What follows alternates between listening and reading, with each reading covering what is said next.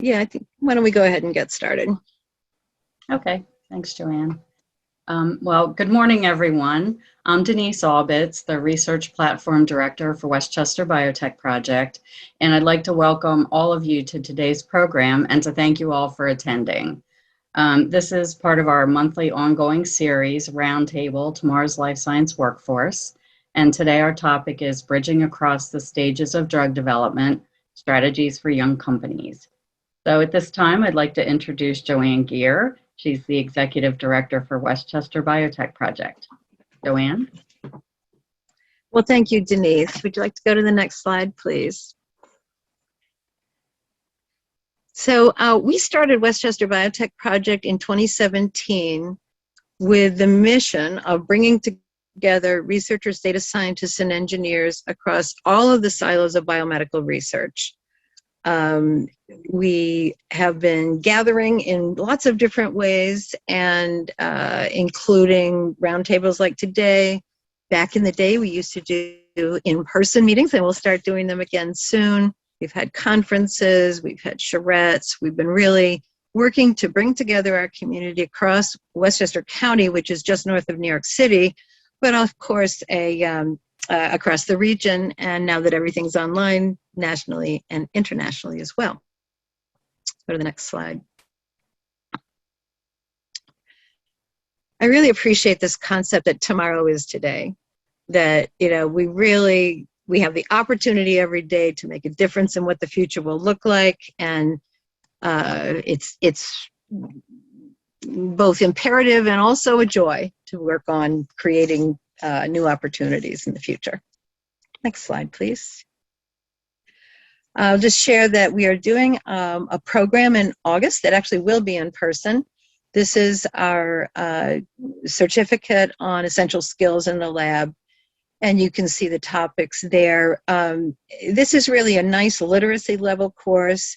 Because it's in person, there will be some parts that'll be online, but it really is for an in-person cohort of about 15 people. But we wanted to share this because it was developed, the whole curriculum and the need for it was identified and developed by a community of about 7 colleges and 5 companies. So this was one of the ways in which we've been developing those bridges amongst researchers, data scientists, and engineers. Next slide, please. We're going to be hearing from Marina Seme today, who is at Labcorp. She is in a part of Labcorp that many people have heard of Covance, the big clinical research organization, and she's going to be talking about the kinds of things you need to do before you get into humans, and what you need to be able to make that progress. Next slide, please. When he arrives, we'll be hearing from Ray Houston, who is the Dean of Mathematics, Science, and Engineering at what is now SUNY Westchester. He and Carla Romney, who's at Boston University and grew up in Westchester, are co-chairs of this program. Next slide, please. The big items that we work on at Westchester Biotech Project are Blueprint 2030. What are the things we could be doing today to improve our situation? And then under that, there are 2 big categories. One is the Career Consortium, which is the sort of overall sponsor of this series.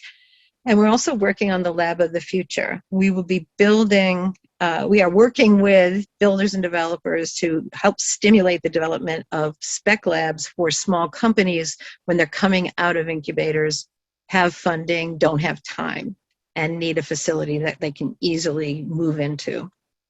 Next slide, please. We don't do this alone. We have lots of collaborators and supporters, and these are a few of them. We also always welcome folks that want to be part of our community, whether it's through providing guidance, providing funding, providing speakers, and so on. We've been really appreciative of our many partners over the last several years. Next. Great. So I'm going to introduce Marina and let her go ahead and tell you about herself. And Nina, would you like us to plan that we'll do your slides? Would that be a little bit simpler for you? Sure, if that works, we can do it that way. Okay, great. So,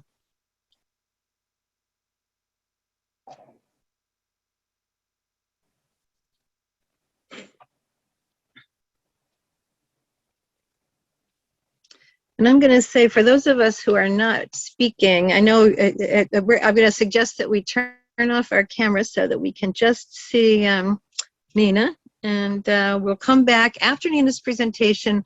We'll do a roundtable discussion. I'll invite each person on the call to introduce yourself, tell us about yourself, ask any questions, and so on. So you can feel free to add questions in the chat. We won't address them as we go along. We will address them after the presentation, but there's plenty of time, so feel free to make any comments that you like. Take it away, Nina. Okay. Let's see here. I lost you guys. Okay, there we go. Okay, so my name is Nina Seme Nelson. I'm a drug development leader based out of Madison, Wisconsin. I work at Labcorp, and I'm part of a group called the Early Phase Development Solutions Team. If you want to go to the next slide, maybe. And that team, we really focus our work on sort of working with small to mid-sized biotech companies, working to help clients and sponsors to reach their drug development milestones. Labcorp Drug Development is an organization that really has sort of all of the pieces of a pharmaceutical company, but doesn't develop any of their own drugs. And so we sort of have all of the parts and pieces that are necessary to move the development of a molecule along the various stages. My background is pharmacology and toxicology, as well as biotechnology. I have been at Labcorp now for about 15 years, the entire time really working within this group in this area. Sort of the names have changed over the course of the years, but the role has stayed very much the same. And I really enjoy engaging and working with sort of small clients that really need that help to reach those milestones and to watch them progress their molecules through. Prior to being at Labcorp Covance, I was at Wyeth Research out in Shazy, New York, so way north of where you guys are located now. And that was the drug safety and metabolism location for Wyeth. And so I was there for 8 years, working on various different project teams, working on small molecules, biologics, vaccines, sort of across the different types of indications, routes of administration, and working on those safety studies, as well as working across the organization with the various other members of the project team. So working with individuals from discovery, from clinical, from the CMC teams, really all coming together to move that molecule along the stages of development. So that's a little bit in regard to my background. I'm very passionate about drug development and the process of drug development and seeing how, really moving different drugs and looking at how different molecules are coming in and out of sort of the regulatory scene. And progressing, and over the last 20 plus years really have seen just many new types of molecules, as well as sort of some of the old standard type of molecules that continue to be developed. But it's really an exciting area, and I think there's so many small companies that have such amazing molecules and have a great way of looking at things and new ways of looking at things to really come up with ways to help people who need new medicines and new mechanisms and new routes of administration, new different way of looking at disease states. So with that, I'll kind of get started. As we think about drug discovery and drug development, it's a long road. It's probably one of the only areas in which, there's such a low success rate across the board. so that, we really start with tens of thousands of molecules at the beginning of the discovery process and in that lead optimization phase. And in the end, coming up with one approved drug, maybe 10 years later. It's a very slow process and it's a very involved process. And there's so many different aspects to it that no one individual can really have that solid expertise to, put all of those pieces together, which is why it's so important to have a solid team to work with as, the molecule is being developed. But the risk that's involved with the development of molecules is really one that we don't see in other industries. Next slide, please.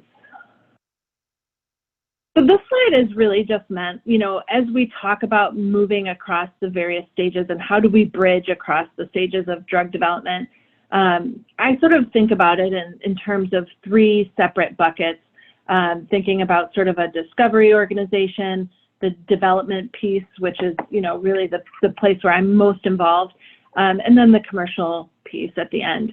And I think what's interesting and sort of what this slide is meant to convey is that all of those pieces really don't exist as their own bucket. So they're not standalone. It's not like, you have the information coming from the discovery organization and getting tossed over the fence to the development organization, and then likewise at the end, sort of being tossed over to the commercial organization, but rather having all of these pieces engaged from the very beginning.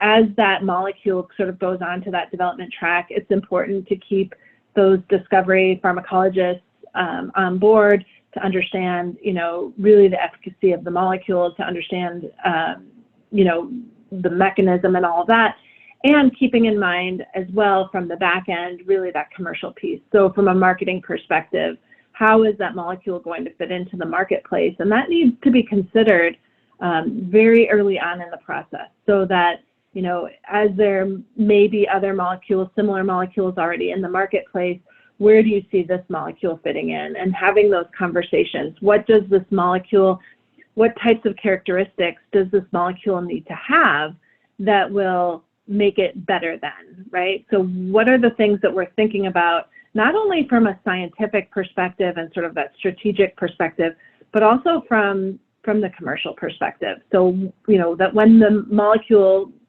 if it gets launched, that it can be successful in the marketplace.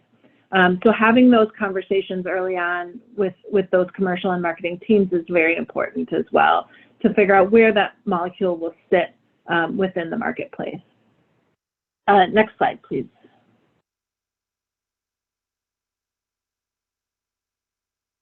Okay, so this slide really isn't meant to provide, a lot of information, but more really just to show that the process is very complicated. And so many times, small biotech companies can be very small. I mean, we kind of joke sometimes, a doctor, a lawyer, and a pile of powder. And so to enter into this drug development process can be overwhelming. And many times those are individuals that are very, have in-depth knowledge of the mechanism of the indication of the disease state, but perhaps not as much of the regulatory processes and what are the hurdles that need to be overcome. What are the things we need to be thinking about sort of now that maybe we don't need to actually be doing for another year or so, but it's important to be aware of it and moving in the right direction, so that when the time comes, we're set up to be in the right place to move the program as efficiently as possible. And so really this chart really only shows, I think, three components. I think it's the safety, the CMC, and the regulatory pieces. So not even inclusive of clinical or other areas. But there's so much going on. There are so many things to be thinking about that process alone can be overwhelming, especially for a small biotech company that doesn't have maybe all of the resources to cover each specific area. Next slide, please. So as we think about drug development, really, and the challenges that come along with it, what are the things that a small company might be thinking about as the landscape, the regulatory landscape is sort of, in constant state of improvement and change. And so how we approach drug development is really a process that requires a lot of engagement. So thinking about, what are the different regulatory guidelines? What other molecules have been developed that are similar? How were those molecules developed? Thinking about, study designs. What's the best strategy to put forth for the molecule? Thinking about the clinical studies in advance so that those non-clinical studies can support them. And partnering and what those outsourcing decisions might look like. I think having that continuity through that drug development process, so it's not really just a tossing over the fence, but rather a planned approach as you move through the process. There are always sort of the cost and time pressures that are associated with funding that come into play and can be a struggle, I think, as well as the risks that the program entails. And so having a target product profile, which we'll talk more about later, is a really important first step to know, where do you want this molecule to sit in the marketplace, and to have a really clear view from the very beginning of how the molecule needs to perform as you begin to put it through that drug development process in order for it to continue to move forward. And so some of those risk strategies and understanding, the upside and the downside of the data that is attained as the molecule goes through the drug development process. Next slide. So as we think about drug development, many times sort of, you think, well, you go to discovery and then you do the non-clinical safety work and enter into, phase 1 trials in volunteers, and then move to the next step, where we're going to look for proof of concept and then the larger phase 3 trials and approval. And while that linear, approach is in general correct, I don't think it ever happens that way in reality. And so there's really a lot of back and forth and a lot of communication that needs to occur throughout that process. It's a very dynamic process. So that as you get data later in development, it goes back and feeds back into discovery or feeds back into the non-clinical safety, and those teams need to be talking to each other and understanding the data that's being acquired in different functional areas. So it is a very cross-functional process, and those project teams are really comprised of members from all of the different groups that contribute to that molecule moving forward and hopefully in a successful manner. It's a very team-based approach, so that while each functional area really carries their own set of expertise, the communication of that data and helping other areas to understand why. So for example, the non-clinical safety team, the discovery scientists may be holding their breath, right, as the molecule is going through some of those safety studies, and sort of hoping, that, well, gosh, I hope they don't find anything. When in reality, the whole purpose of doing those non-clinical studies is to find something. I think the worst thing that can happen as you enter into your safety studies is that you don't see anything. You're going to much higher doses.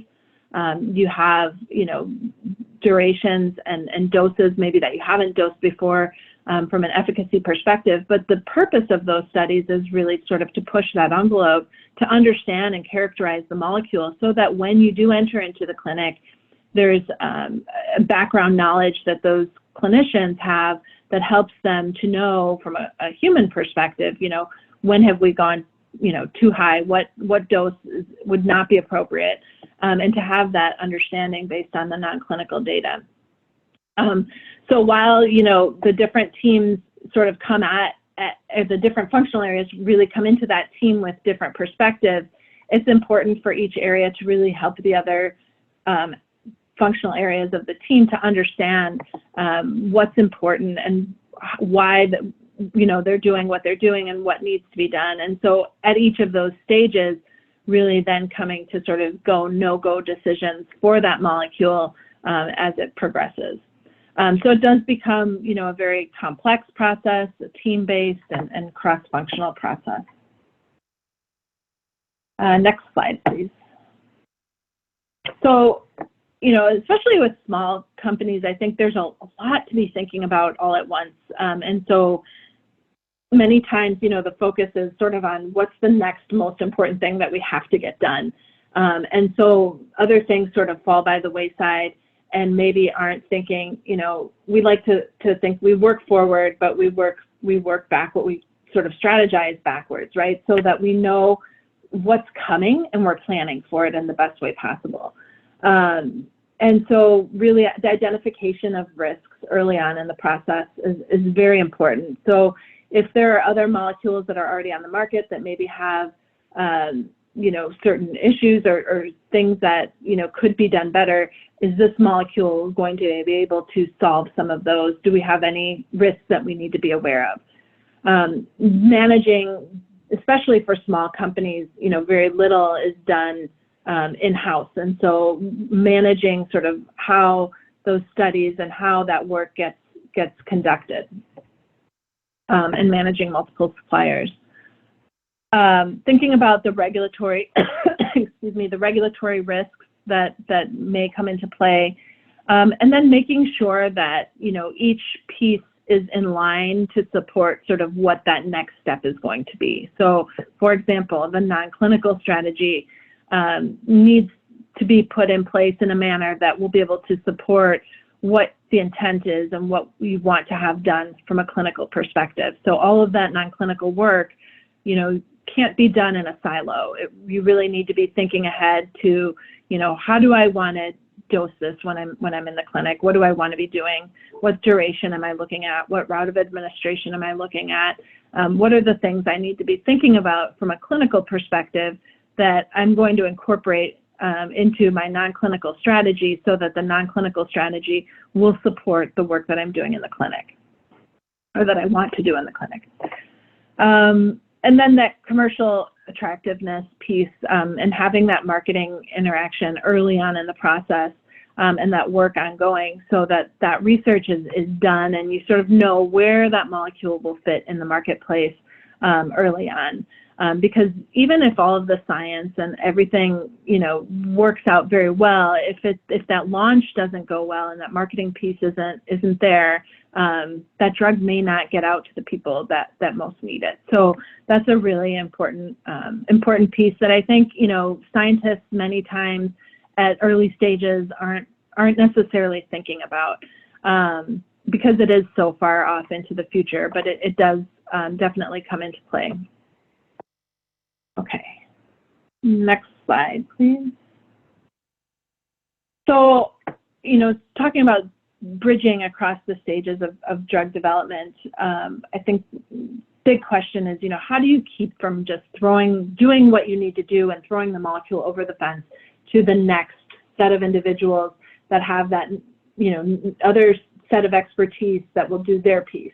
And how do you build in that continuity of the molecule, that knowledge base of the molecule within that team so that as you move to that next step, everything is ready to go, everything is prepared, and that you have sort of set that molecule up for the best case and the best opportunity for success as it moves forward. I think, as resources are low many times early in the process, there are fewer areas of expertise, and so people really focus on what they know and what's most important at that stage and getting the molecule through that next most important stage, and then sometimes tossing it over the fence. I've seen it many times where, we'll talk to, perhaps in my area of expertise is in the non-clinical area, so we'll talk to different sponsors about, where do you want, what does this look like from a clinical perspective? And maybe they don't know, and they haven't even really spoken to the clinical representative at their organization. And so, or maybe they don't have one, or, whatever the case may be. But the point is that having those interactions and understanding the landscape and the marketplace and understanding where this molecule fits and how you want to run those clinical studies helps to set up the non-clinical work so that the non-clinical work can support it. And so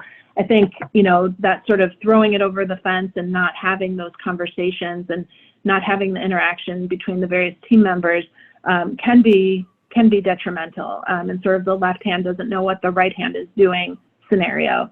And so it's really important, I think, that these teams be cohesive and have that communication in place to create a knowledge base that will be able to present the molecule to the next stage of development in a way that it will help it to be the most successful that it can be. Next slide, please. Nina, I'm breaking my own rule. And I'm just going to ask you, some people on the call may not be clear about the difference between clinical and non-clinical. So can you just chat about that briefly before you go on? Thank you. Oh, sure. Yeah. So as we, enter into drug development, the typical sort of sequence of events is, you have discovery work where you find a lead molecule. A lot of the pharmacology efficacy work maybe takes place during that stage. As you discover a molecule that you want to bring forward into development and that you have deemed as sort of, the best molecule that you have to take forward, that molecule then sort of goes on to what we would call development track.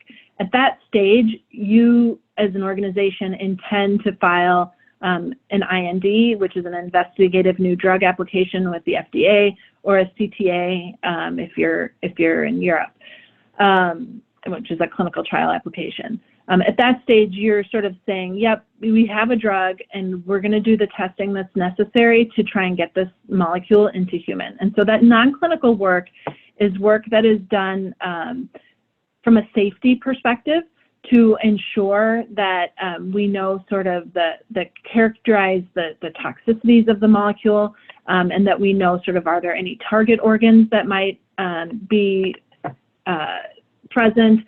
What do we need to know about this molecule as we move forward into humans? And what can we learn about the molecule from both a metabolism as well as a toxicology perspective?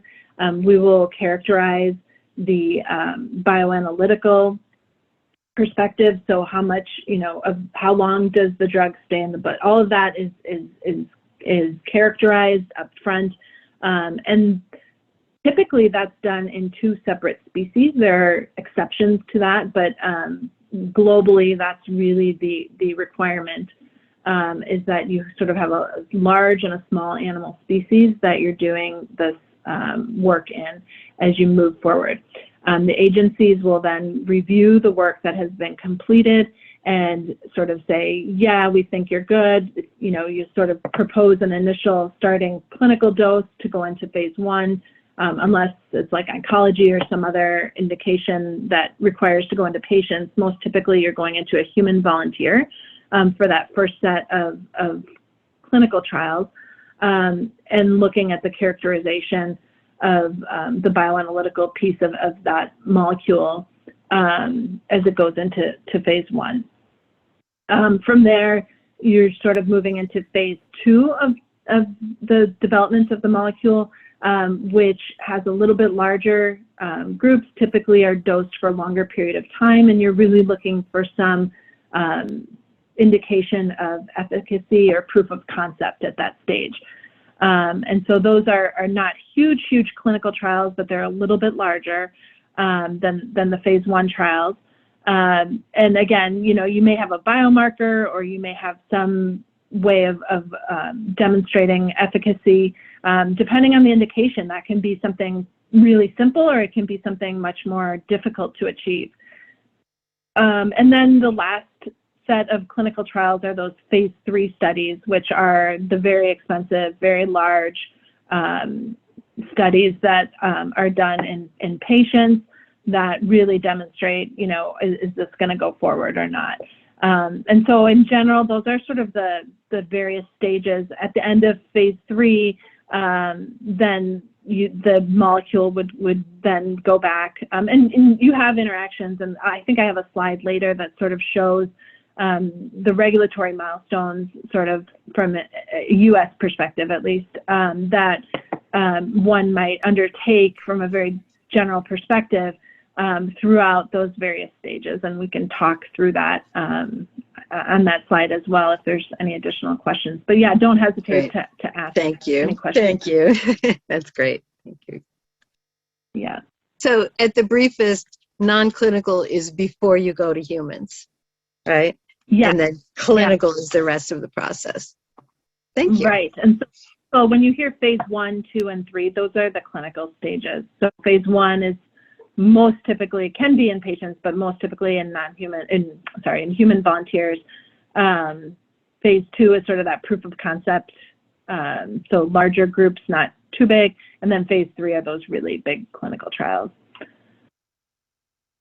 And then the non-clinical piece is, again, sort of conducted most typically, there's a toxicology safety piece where you're sort of going to higher doses and you get a margin of safety so that you have an idea of, how much drug is in the system and what are the effects, and really characterize the effects in animals, as well as from a metabolism perspective, any interactions, all of the questions that come, what does the drug do to the body and what does the body do to the drug? To really simplify that piece is sort of what that non-clinical piece consists of.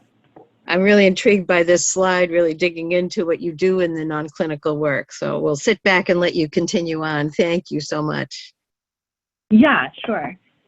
So I think, one of the pieces is really having sort of that plan in place, right? And having a development strategy, which will be based on the molecule, the indication. The development plan is going to be very different. So if you're developing a drug for asthma that might be given to children, that development plan is, and the requirements of that are going to be very different than, a life-saving oncology molecule where you're willing to take on additional toxicities, you're willing to take on additional risks, if that drug can save your life. A drug for asthma in kids needs to be exceptionally safe, right? So the way we look at things might be different depending on, and the type of studies that might be needed may be slightly different depending on the indication of the molecule.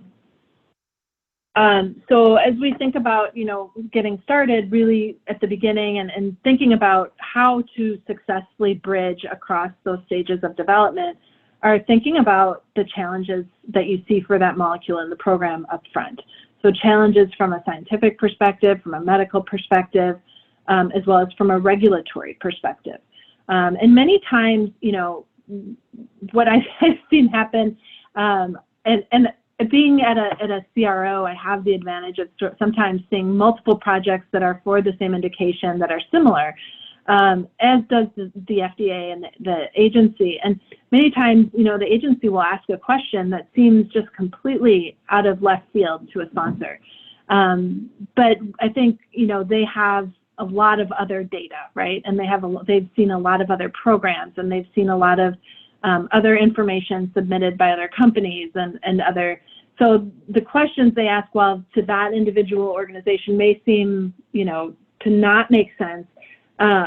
They are typically based in logic and reasoning as far as ensuring the safety of the molecule as it moves forward into human. And so to get that IND approval to go into human, really, have to demonstrate that this drug is going to be safe. And like I was saying earlier, kind of one of the worst things that can happen is that you don't have any toxicity, because that doesn't give a roadmap to the clinicians that are running those clinical trials. If you have a drug that, doesn't have any toxicity, in my experience, typically you may not have efficacy either. But from a safety perspective, it's not a good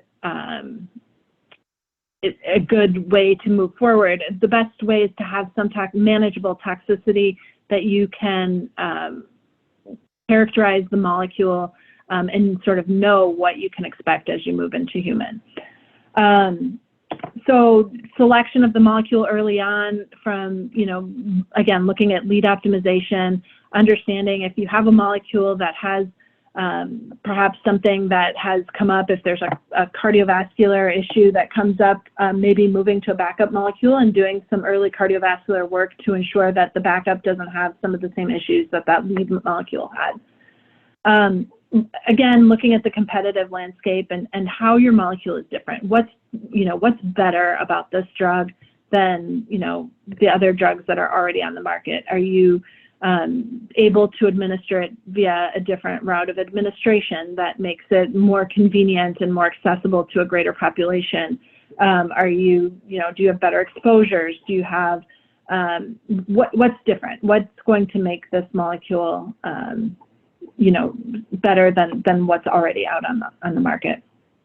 And then how do you operationally execute this? If you remember that slide that had really everything kind of thrown on there, of what needs to be happening and when, that Gantt chart, that operational execution is key. And there's so many levels of operational execution as you think about, coming down to which studies you're going to run, and then the execution of each of those individual studies and each of those pieces within those studies. It's really, there's a lot going on. So to prepare an integrated and customized development plan, that is, I think, one of the most important pieces. Understanding sort of where you're going before you just set off, thinking, well, we have this molecule and we're just gonna run, these steps. You have to know where you're going.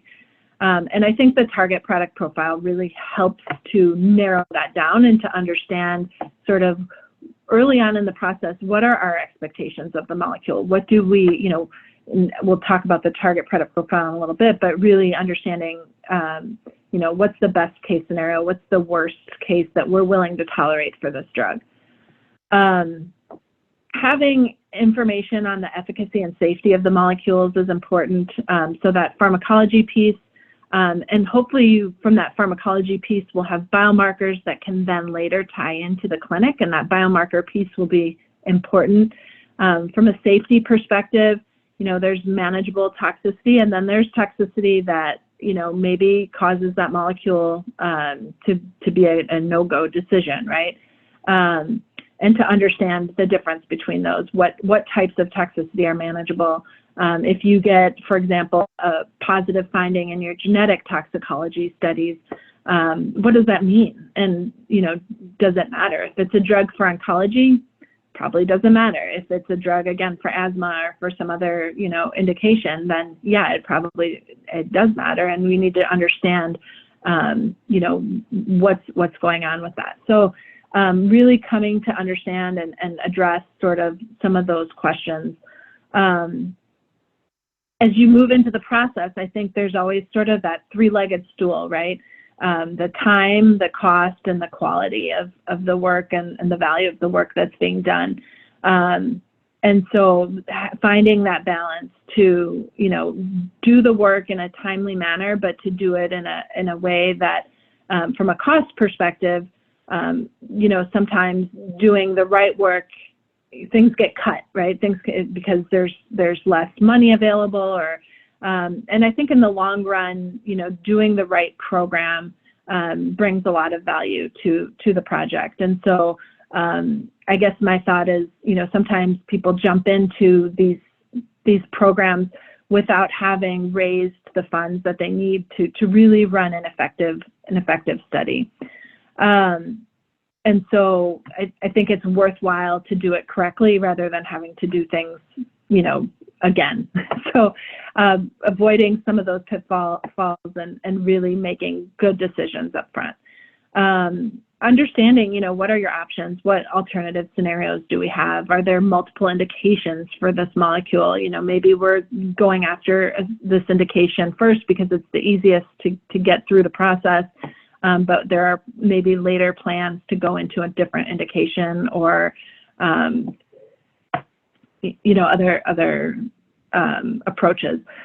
So I think, the big piece, and I think the thing that we really see the most is, how do we most efficiently run these programs, keeping an eye on those timelines, keeping an eye on cost, and doing the work that needs to be done. I think many times, especially with the small biotech companies, that's the main question, is what work needs to be done.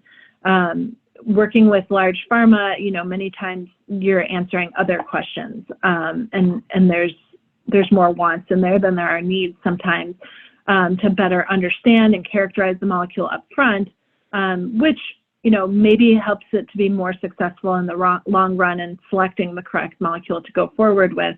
But there's more cost and time going in up front. With the small biotechs, we tend to see more so, a streamlined approach of, here are the studies that we need to have to get to the next step. And some of the, more scientific, maybe curiosity questions, you need to be reminded that those aren't necessary. And particularly, and I think this is a really important point, is that once you get into the clinic, you really shouldn't be asking those questions anymore. And so what you'll note is that in the pharmaceutical industry, those questions get asked very early on in the process. Once you're in the clinic, all of the data that is generated can impact that molecule moving forward. And so you really don't want to generate data that you don't know how to interpret or that you don't know what to do with. And so the non-clinical piece of where we're addressing the safety of the molecule really are very targeted studies that ask very specific questions, and give us very, we'll be looking for no observed adverse effect level. At what level of this molecule do we see toxicity? At what level do we not see toxicity? And those are really sort of the questions. What are the target organs that we're looking at? And to really understand those questions.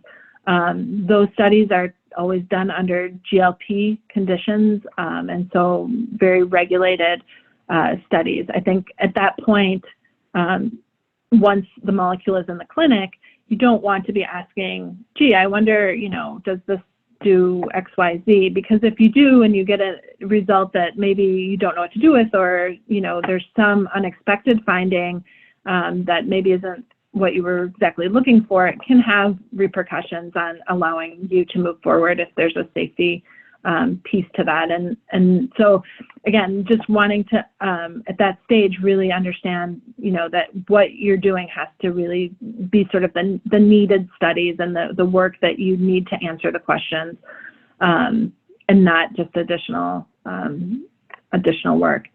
And then the last piece, sort of leveraging that functional expertise. I talked a lot at the beginning about sort of that team approach and how every individual on that team brings their different areas of expertise. So from the pharmacologist to the toxicologist to the chemist, to, the people who are making the drug, to even, thinking about the lawyer or the marketing person, all of those individuals, the pharmacokineticist, all of those individuals bring their expertise to that team and help to move that molecule forward. And together that team really educates each other on their areas as to what's important to move that molecule from their perspective.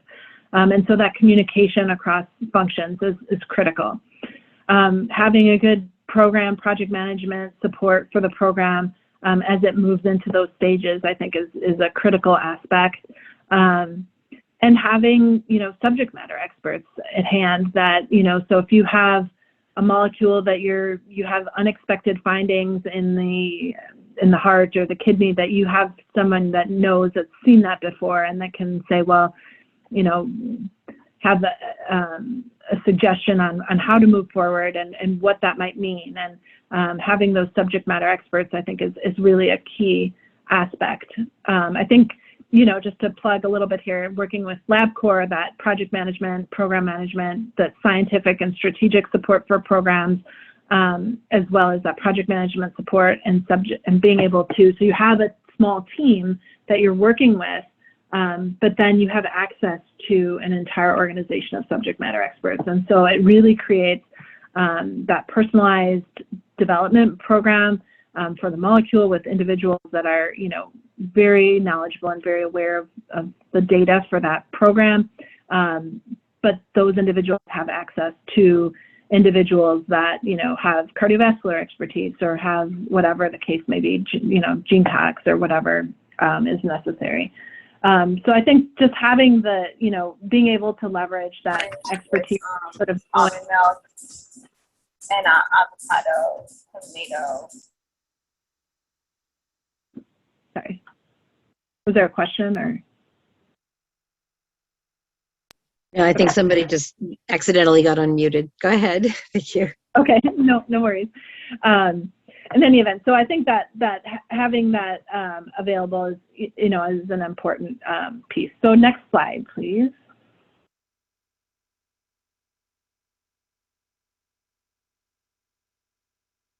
Okay.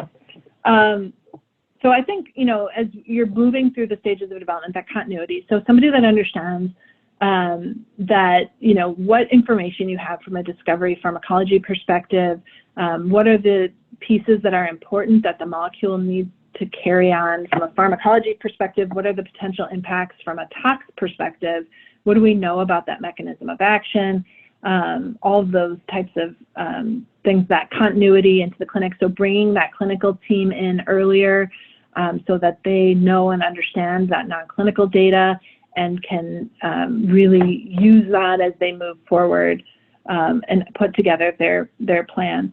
Having that partnership, that trust and piece that I think is very important, and flexibility. I think, one of the flexibility I can't state enough, I think having the ability to react to data, while you may have the best intentions and the best plan put forward, it is science. And so many times we find that we may need to, take another look at something or have that flexibility to do something a little bit differently based on the data that's been generated. So I think those are the three pieces I think that as a team, you want to really sort of foster, are that continuity of information and the knowledge base that that team holds, the partnership, and then the flexibility. And that goes across, sort of the various bullet points I have here as far as the clinical program design, how you manage the entire program, what's the regulatory strategy, and how does that play into, the various pieces, and what are you always thinking about as far as the next step. Next slide, please. So one of the other pieces I think that as you bridge, I think is important, and I touched on this a little bit, is beginning with the end in mind. So really sort of, knowing where you're going and then designing the program backwards to make sure that you get there. And having sort of understanding the disease, the indication, what that target is, and thinking about that from the very beginning. Are you looking at an unmet medical need? What is that commercial value? What's the regulatory path and requirements? And so from a strategic perspective, I think this is an important approach because it's really hard to design a program if you don't really know where you're going. And so I think strategically that's important. Logistically, this is also very important. As you are thinking about timelines and when you want to, for example, when will you have drug available? When are you intending to file, your IND or your CTA? And working backwards from there to understand, like, okay, we need to conduct, 1 month toxicology studies. And so we'll need, to move backwards, those will take approximately how many ever weeks or months. And really be able to move back and put that program together from a logistical perspective to ensure that you have everything you need. But so logistically, I think that makes sense. Strategically, it's critical. And understanding that, really, again, this is one of my favorite slides. I just think it speaks volumes as to, the industry and understanding that failure is normal and that most drugs don't make it. And so, getting from one milestone to the next milestone to the next milestone is really a big task and a big piece of the whole picture to move that drug along the various stages. One thing that I think I've found interesting is, in general, once you understand that a molecule does not have the characteristics that you need for it to be successful, is to really say that, yeah, that's a no-go decision. I think in the pharma industry, there are whole teams and groups that are put together to review these decisions, and it's a big process. In a small company, it might just be a handful of people. And I think that the way that these companies look at this might be slightly different, in that a large company thinks, well, if I kill this molecule now, I have the backup or a follow-on molecule that we can develop in its place. We can use that money to develop, the follow-on or the backup. In a small biotech company, sometimes that molecule, you may have one or two others, but you may not have the pipeline that you have in pharma. And so there's a much greater push that even if everything's not exactly the way you expect based on your target product profile, that you would, perhaps continue or get to that next milestone. And many times funding is based on reaching certain milestones. And so sometimes the decisions are based, slightly differently. I think in large pharma, there's more of we don't think this is worthwhile. It's not going to move. We don't think it has a great probability of success. We're going to move to the next one. Where there's a lot more buy-in, I think, from the small companies to really work to make that molecule successful. And, many times you see molecules that large pharma has thrown by the wayside. Years later, they come back and are sold to small biotechs, and those small biotechs are developing them maybe for a different indication or for something, a different area, that they can show, what the downside was, or the areas that maybe pharma company didn't want that molecule to move forward for, that they can circumvent that, and that they have other things in place, or they can explain it in a way that it's not detrimental to the molecule moving forward. So just a little bit different in in the approach there, and what is acceptable and predictable risk from the two different perspectives. I think the biggest thing that's similar is that sort of continuous learning that occurs about the molecule, and holding that knowledge base as the molecule moves forward. But again, really thinking about, where do we want to be, where do we need to be, and how do we get there, and then putting that plan together. Okay, next slide. So as you think about, what are some of the things that we're looking at from, beginning with the end in mind, right? What do we need to be thinking about even during that discovery and early non-clinical phase? You need to know, what is the patient population? What are you looking at in terms of efficacy? Maybe you have animal models or in vitro models of efficacy. And really, from a non-clinical perspective, really assessing and understanding, the safety profile, and what is an acceptable safety profile. What's the route of administration? Are you, is this an IV drug that somebody's going to have to come into the clinic to administer? Or, do you have, for the specific indication that really maybe only has IV administration, do you have an oral drug that can really sort of change the entire marketplace? And now people can take that once a month from home rather than having to come in for an IV infusion or something. So that method of delivery can be a really important piece to consider from the beginning.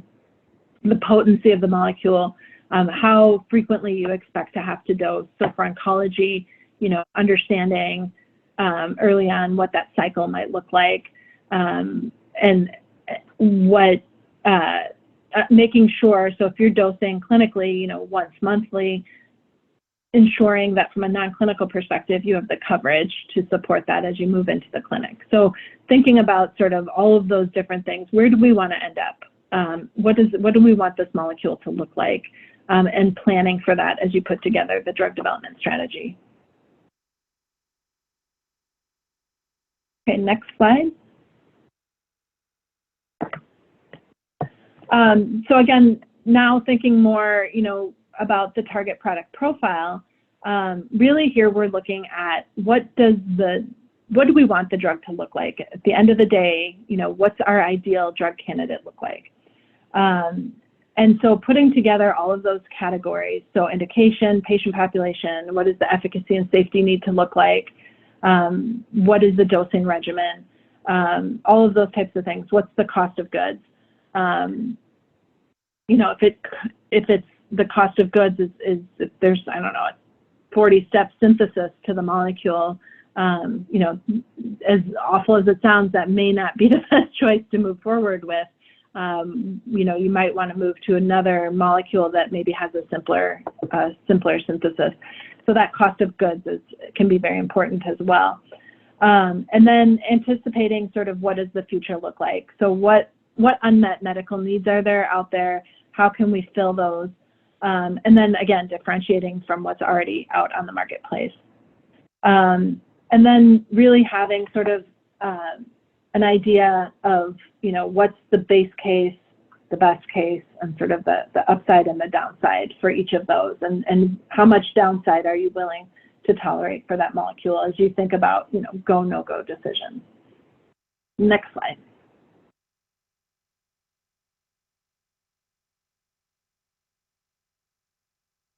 Okay.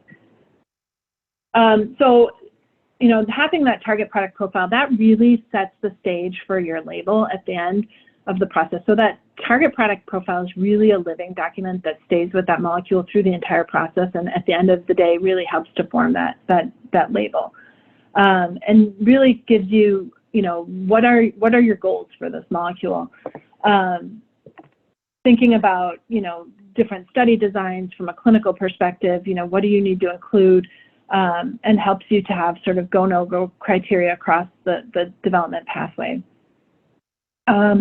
And then focusing, on innovation, and what do you need to have, again, in this molecule? What's going to be different about this that's going to make your molecule different and more successful than what's already out there? Because thinking about, if there are already drugs out there, they will come off patent earlier, there'll be, generics earlier. And so you really want to make sure that how your drug fits in and where, where its place will be in the marketplace.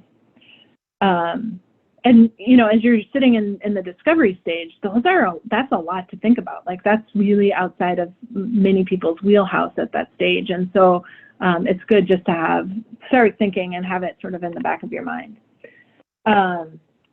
Okay, and then engagement of, different stakeholders, so the patients, physicians, and payers, obviously having key opinion leaders as you go through the process, investors, et cetera. So there's a lot of different groups and areas that build into the process.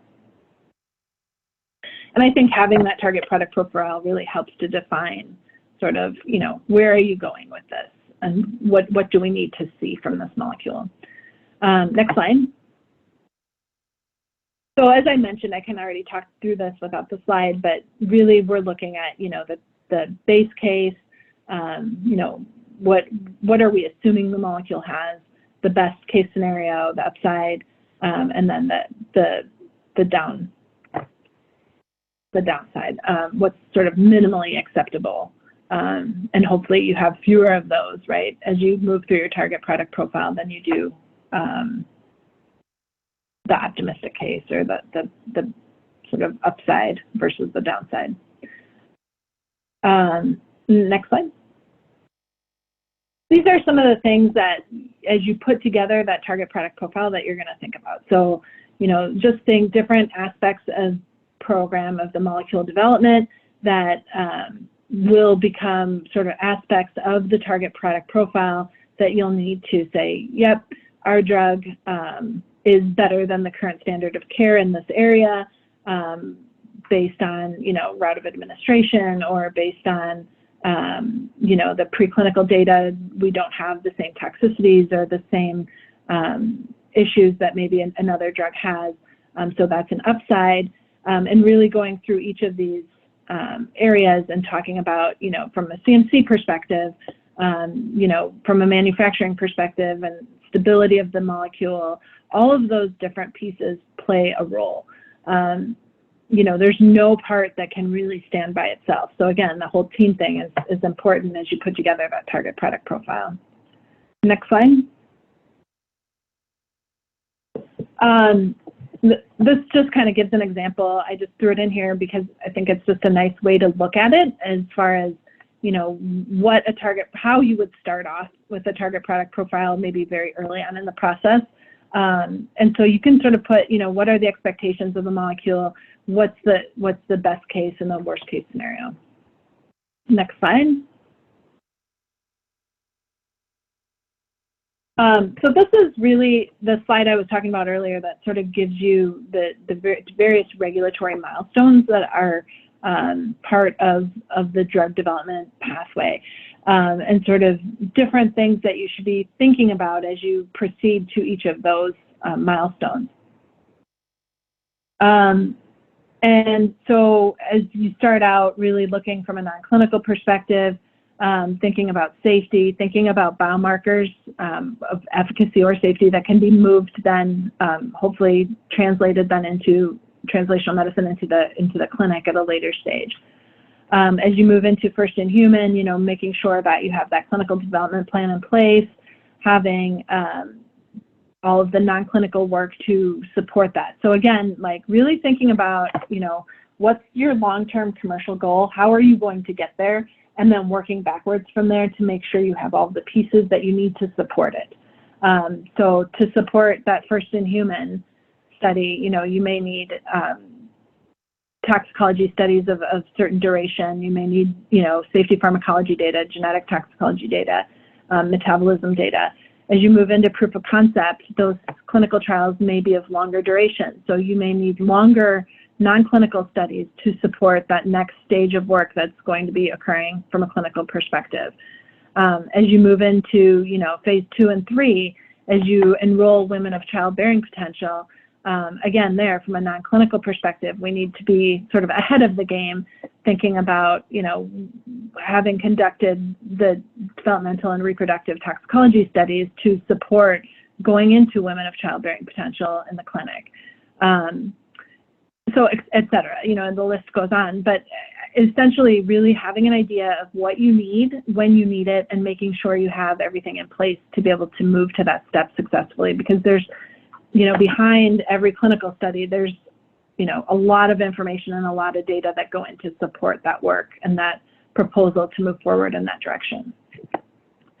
And then, of course, ending with, the NDA, which is the new drug application to the agency, or the MAA in Europe.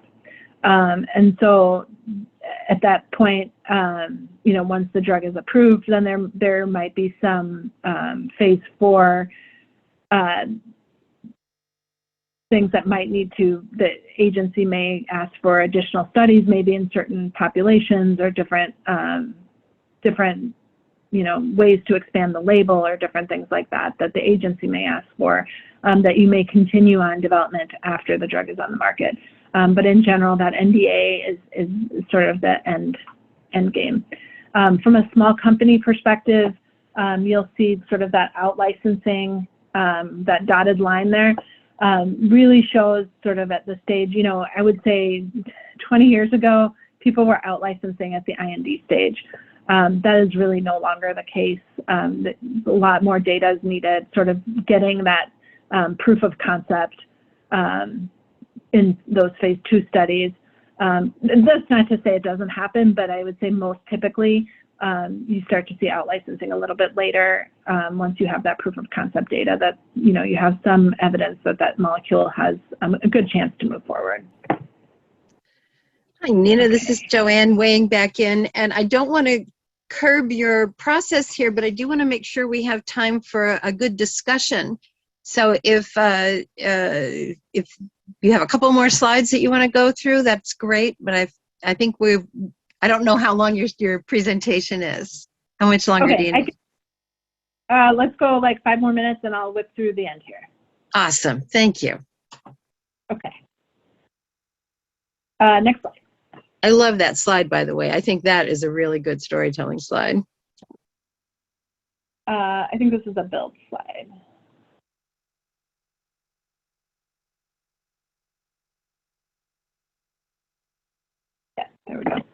So I think these last couple slides really just wanted to emphasize, Labcorp's capabilities across the drug development spectrum, and the early phase development solutions team, which is what I am a part of as a drug development leader, to really work, as one team, sort of that complete solution that brings in all of these pieces to help companies to reach that long-term commercial goal. We work very closely with small biotech companies to really sort of on a milestone-based approach to get to each stage of development. Next slide. So as you think about that, really some of the things that we do early on in the process is to think about the risks for that molecule and make sure that we have a plan in place to address those, a team in place, and really a strategic plan in place for what is needed for that molecule, figuring out the vision for the molecule. We have a great project management staff that works with the drug development leaders to make sure that that program stays on track and provides sort of that timelines, logistics, communications aspect, and working together to work through with the scientific teams, what are the challenges that we see with this molecule? If you have unexpected findings, how do we deal with those? How do we, position the molecule so that it has the best, it's in the best place to be able to move forward, even if, there are challenges along the way. And then ultimately to really achieve those program milestones. Next slide. We kind of skip through this. The main point really is that this team works very closely with primarily small biotech companies, small to mid-sized biotechs, many of which have, expertise in the various areas of drug development and many of which do not. And so one reason I absolutely love my job and love what I do is I get to see, so many different molecules, so many different cultures of different companies, and different ways of working and doing things, and watching these molecules progress, and having molecules make it to approval is really, and having played a part in bringing those molecules to the market and to patients that need them is really rewarding. And so that's something that we do really every day on a daily basis, putting these programs together. Okay, next slide.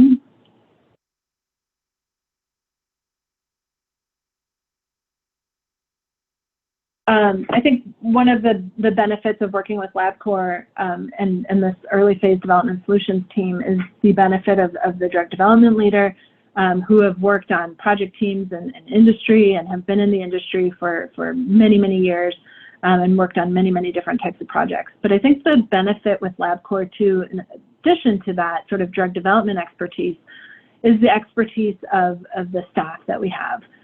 So as I mentioned earlier, anything that may come up, issues that come up from, different findings or some unexpected findings, we have the scientific expertise and the wherewithal to know, where to go with these issues. What does it mean? Because many times, you may have a finding, but without the understanding of, how does that fit into the bigger picture? What does it mean? And having that, be able to have those conversations is really important. Okay, next slide. So this just kind of gives you a sense from a logistical perspective, the project management piece. You can go on to the next slide.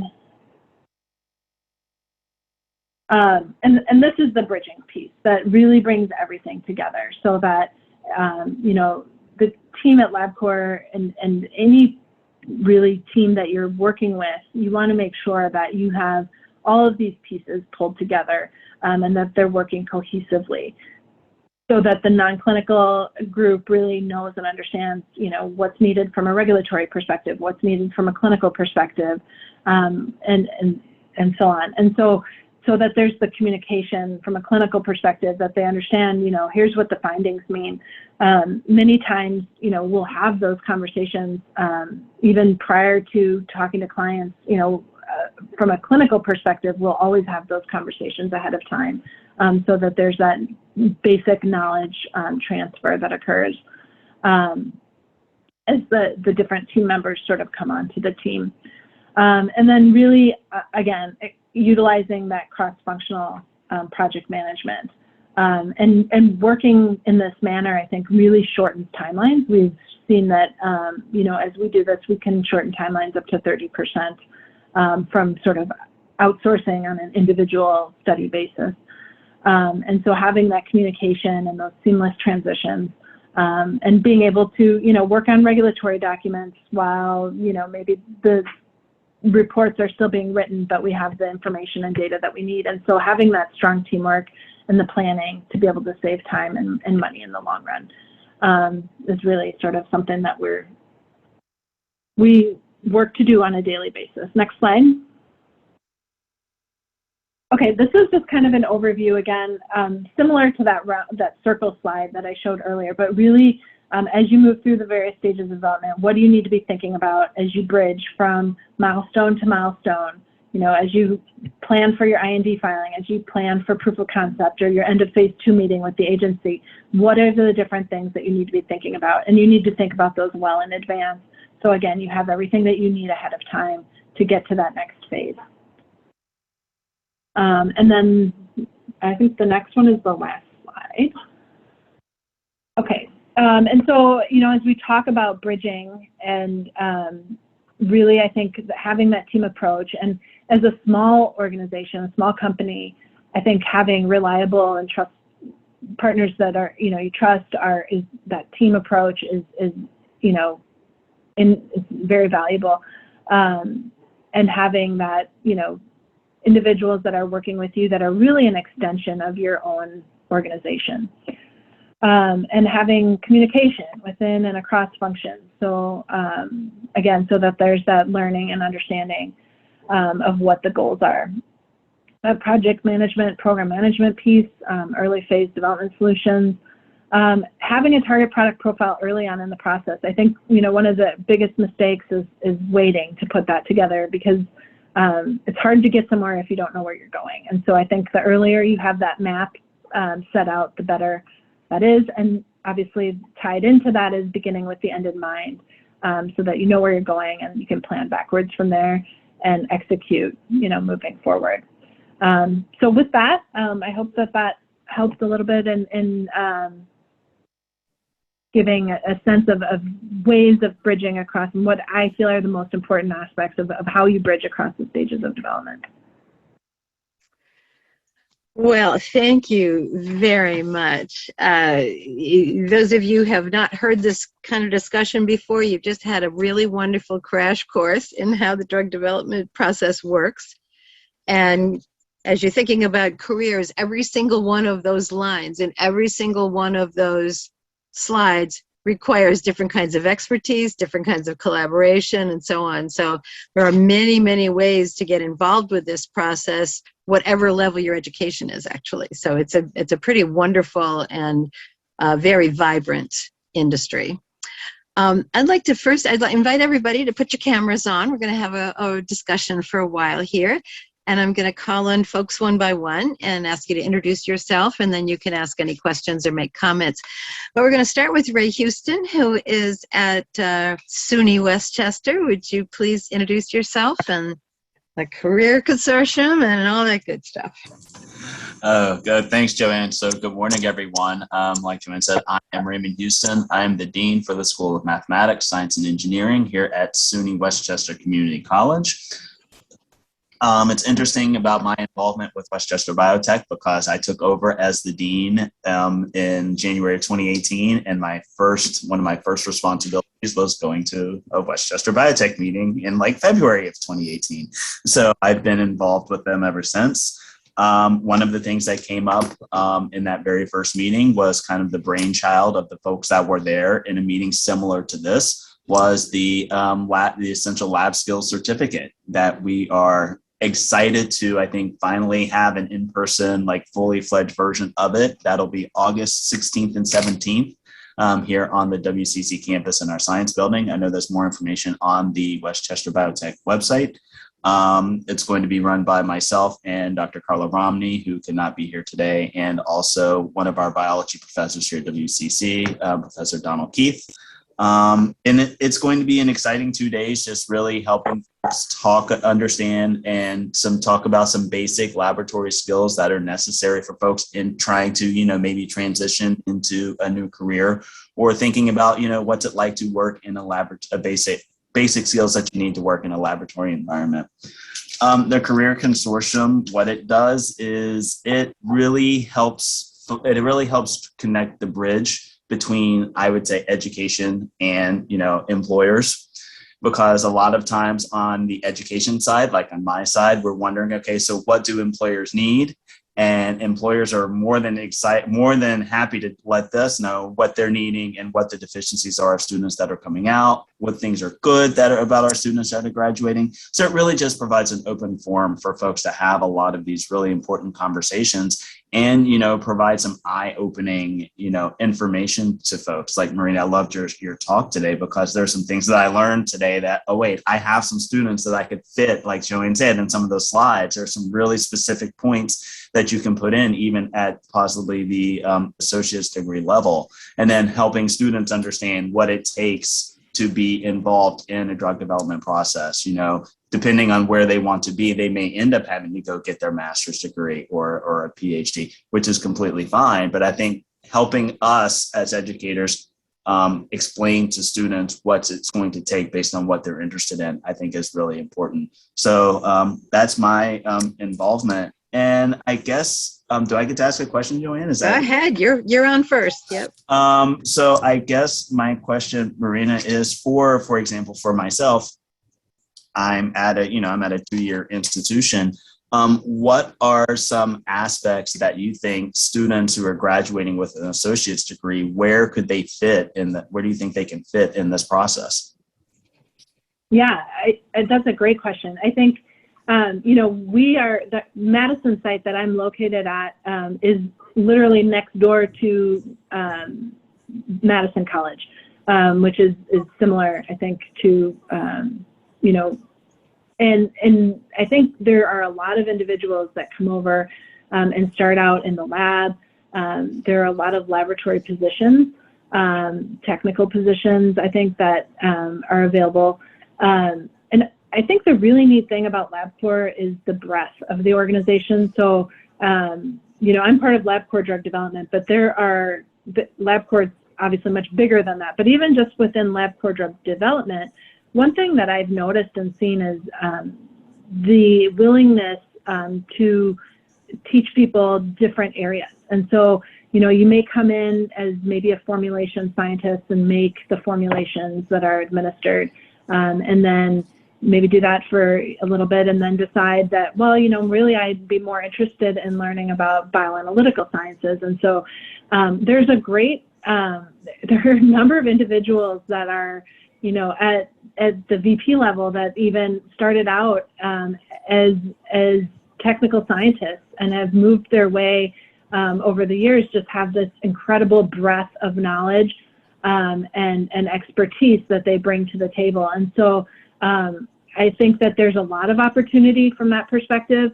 And certainly, from a scientific piece, how you come into the laboratory, there are just many different areas, from metabolism to bioanalytical to, dosing to, from a pathology perspective. There's just so many different areas to be able to come into from the lab perspective. And then from a Labcorp perspective too, I think that, there's not only within Labcorp Drug Development, but then, the broader opportunities from there. So, I think it's a great great place to start at any level. Oh, thank you. Thank you, I think Rick. one of Go the big things is getting that breadth of expertise and understanding sort of how the different pieces of drug development fit together, and being in an organization like that and sort of playing different roles gives you that line of sight, right, of what does it take to develop a drug and what are the different pieces. And so, Beautiful. Adela, if you're there, you had a good question that you put into chat, and this would be a great time for that. You want to put your camera on? Ah, you're Hi, outside. everyone. Beautiful I'm in day. vacation. Like I said, I'm a little bit burned from the sun, and I'm enjoying the couple of days here at the beach. But I always thanks for organizing the event, Joanne, and thanks for the presentation, Marina. It's very interesting. And a little bit about me. I'm the CEO of Catena Biologics. We are a consulting boutique in Cambridge, Massachusetts, and we help clients from a concept to the market. And I work more from the preclinical side, where Joanne, you have the question. That's more my expertise than my training. However, I'm also the co-chair of Westchester Biotech project for the microbiome. And I think I have seen people bringing different products to the clinical trials and all the challenges. And I'm always have in back of my mind as in my previous life, I was a scientist. I always wonder, how can you harness all those information, all those data, which they fail, and pharmaceutical companies pay millions of dollars on them. Then, like, it's an expensive failure. And can you just harvest some of those data? Many times when I talk with my clients, they tell me about the fact many of them, they're classifying different buckets, and it's very difficult because of the concern of privacy. It's very difficult to make them public. But how do you, in a safe way, some of those data can be put out there, and in a way, the ultimate goal is bringing a drug to the patients.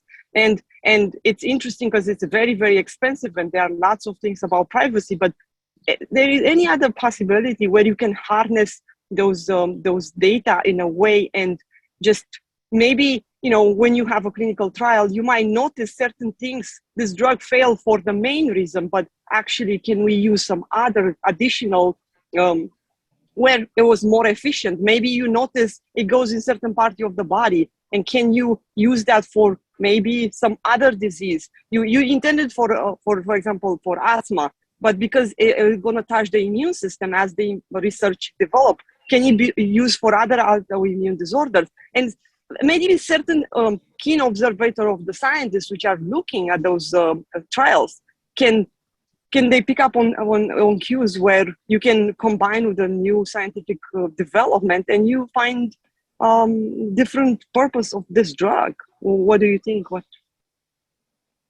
Yeah, that's a great point. I think, so within an organization, I think that data is utilized and is useful. I think that, as you find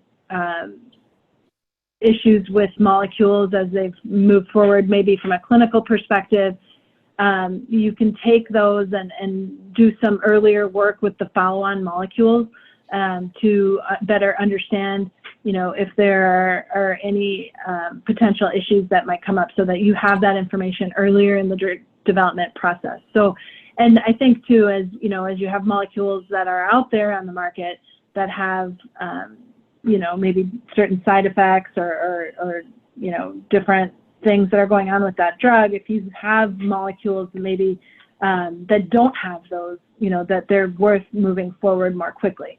As far as, coming out of phase 2 or phase 3 trials and sharing that data, I think, we are seeing more publication of data and information at meetings. And I think that's sort of where it ends, right? I don't know. I think there's organization, the key opinion leaders for certain drugs probably have a more of a breadth of understanding because they maybe see different molecules and see different clinical trials from different companies. But I think, having that information, certainly, publishing the information, it's hard for, to decide if, from a company perspective, if it's an area that they have several molecules and they want to continue, they may keep that information more close-chested.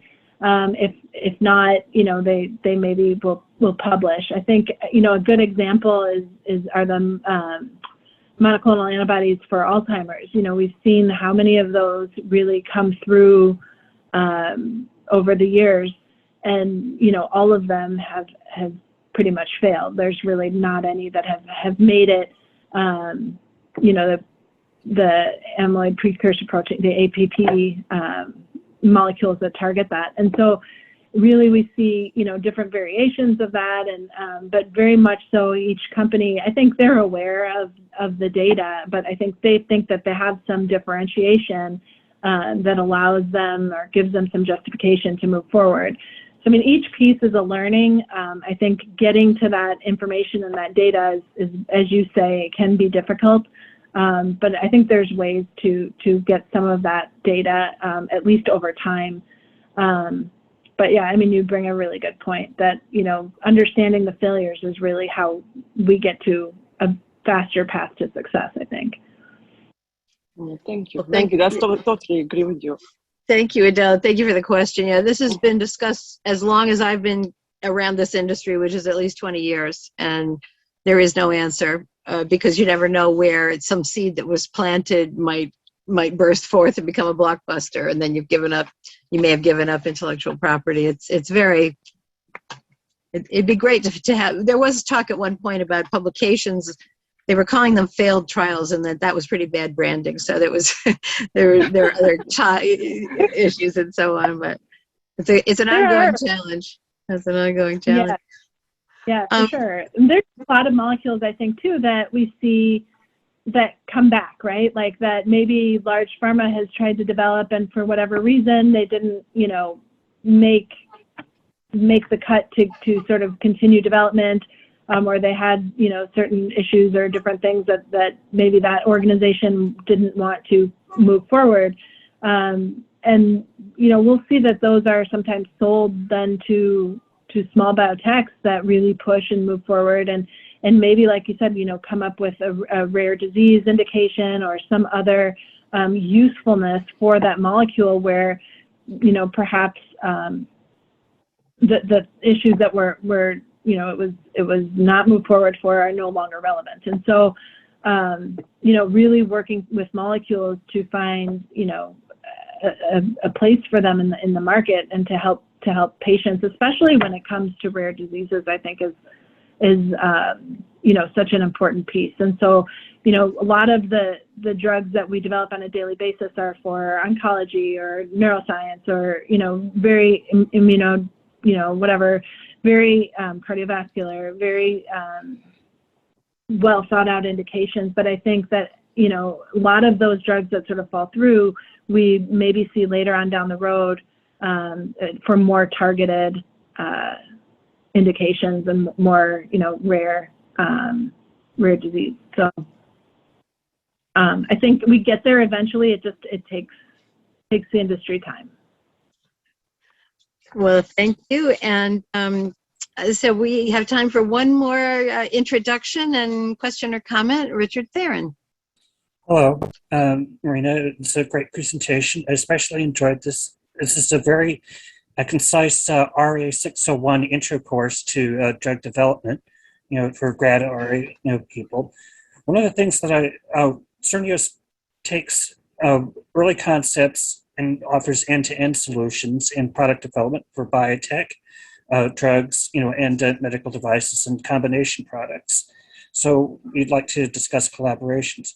One of the things that, you know, I put in chat is that how do you think, you know, we can improve on harnessing real-world evidence, AI, you know, and machine learning techniques for early discovery, to use them not just as sexy tools, but to integrate them, you know, as part of the regular, you know, development program and learn from the signals and the data as the process goes. Do you think that a lot of drug developers are using that as lip service, or do you think that these techniques are being applied, you know, correctly and efficiently, you know, to, you know, shorten trials and make better, you know, decisions, you know, on biomarkers, you know, within the data? Yeah. So I think those techniques have a place, I think, certainly in research and discovery. I think once you hit sort of the regulated development world, I think it's a little bit more difficult to break into that with those techniques, as there are really stringent sort of regulations as far as what needs to be done, and how it needs to be done. So I think where they can really play a role is in the pharmacology and the early lead optimization, and looking at, what types of molecules, what types of mechanisms are we looking for from a real world evidence perspective, to be able to select molecules that maybe fit those niches. From an AI perspective as well, I think that there's a lot of techniques and a lot of new and really very cool things that are coming about. And I think, maybe in time those will make their way into the regulated world, but I think at this stage we're just not there yet as an industry. And so at least from a drug development perspective, I tend to see that earlier on in the process, where we're really looking at targets, and looking at different mechanisms and really trying to design drugs to do certain things. And so I think in those very early stages is where that has sort of the most utility. And, in the place where you start to really, you have a molecule and you're moving forward, I think that is a very sort of well-defined process at this stage, and that where those tools maybe aren't yet as well accepted. I really like your approach and how you've done drug development using team approach, communication, breaking down silos, and the fact that you want to eliminate over the wall, concepts. That's just something that we've always approached in our business, is that just because one process ends doesn't mean that the group stops working on it. So I appreciate the fact that you've incorporated teamwork, internal feedback, and looking at new approaches, because that's actually how new drugs start, is because if a hypothesis doesn't work out, you have to plan for how you're going to either rescue the trial or go for another indication. I hope that we can stay in touch, and thank you very much for your time, for encapsulating in 90 minutes into a first-year grad course in regulatory and product development. This is a great entree into RA 601. Thanks. Thank you, Richard. Ray, I'm going to let you have the last word. Thank you to everyone. I so appreciate this, Nina. It was a wonderful presentation and a great discussion. Ray, you want to bring us home? Sure. So I just want to thank everybody for being here. Richard, it's wonderful to see you again, as always. Joanne and Denise, it's wonderful to see you. And Marina, thank you for this wonderful presentation. It's always a pleasure to come to these, because I just learn so much, and I get undisturbed, which is always nice. I get 90 minutes of undisturbed peace. So it's very good. So again, I just want to thank everybody for being here, and try to stay cool today and have a wonderful day. Well, thank you very much. I'm going to adjourn the meeting. We can hang on for another couple of minutes just to say goodbye, but thank you, everyone. And okay, the meeting's over. So I just want to say again, everybody. I just want to say thank you again, Nina. It's so nice to get to meet you, and it's unfortunate we didn't. There were a couple of people on the call that had to leave because some people just couldn't take 90 minutes, couldn't take an hour. But just so you know, one of them is Kathy Durden, who runs an incubator at the medical school in Syracuse, and the other is Judith Scheft, who used to be at Stevens Institute in New Jersey and is now the head of life science. She's like a commissioner for life science for the whole state of New Jersey. And so I thought that was interesting that they were both intrigued to come and hear your presentation. So that was fantastic. Do you have any comments for us? Is there anything? Oh, absolutely. Is there any, thanks, Richard. Any comments you have for us? Anything we could have done to make your experience better or nicer or anything? No, that's great. I think sort of your mission and your direction that you're going are great for the industry. And I think that, bringing new people into this industry is critical for, you know, continued success and continued, you know, bringing medicines to the marketplace and helping people. So it's I've heard lately, like, you know, there's going to be shortages of toxicologists, or there's going to be shortages of you know, these people. And so I think it's just so important to foster that, and groups like this really do that. So thank you to all of you for what you do every day.